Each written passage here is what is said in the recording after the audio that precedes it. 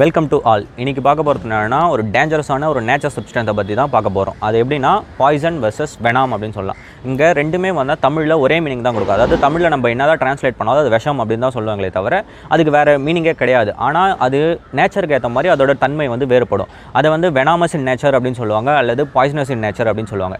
ஏன் அப்படின்னா வெனாமஸ் அப்படின்றது நம்ம இங்கே ஒரு ரெப்டைல் எடுத்துக்கலாம், அதாவது ஸ்னேக். அந்த ஸ்னேக் என்ன பண்ணுன்னா நம்மளோட ஸ்கின்னை வந்து பைட் பண்ணும்போது ஆட்டோமேட்டிக்காக அந்த இடத்துல பஞ்சர்ட் ஆகும். அந்த பஞ்சர்ட் ஆகும்போது அது கோரப்பல் அப்படின்னு சொல்லுவாங்க. அந்த கோரப்பல்லேருந்து வர அதோட வெனாம், அதாவது அதோட விஷம் அப்படின்னு சொல்கிறோம்ல, அந்த விஷம் வந்து நம்ம ஸ்கின்னுக்குள்ளே வந்து இன்ஜெக்ட் பண்ணிவிட்டு நம்ம வந்து டேஞ்சரஸ் சுச்சுவேஷன் போகும். அதை தான் வந்து இது வெனாமஸ் இன் நேச்சர்னு சொல்கிறோம்.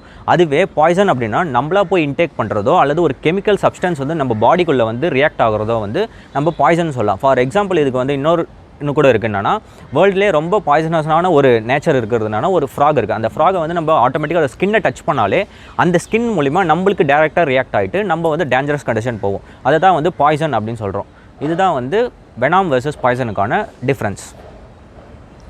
இந்த மாதிரி மேலும் பல யூனிக் வீடியோவை பார்க்க எக்ஸ்ப்ளோர் எவ்ரிதிங் சேனலை சப்ஸ்கிரைப் பண்ணுங்கள். அப்படியே லைக், கமெண்ட், ஷேர் பண்ணுங்கள். சைடில் இருக்கிற நோட்டிஃபிகேஷன் பெல் ஐக்கானை கிளிக் பண்ணுங்கள்.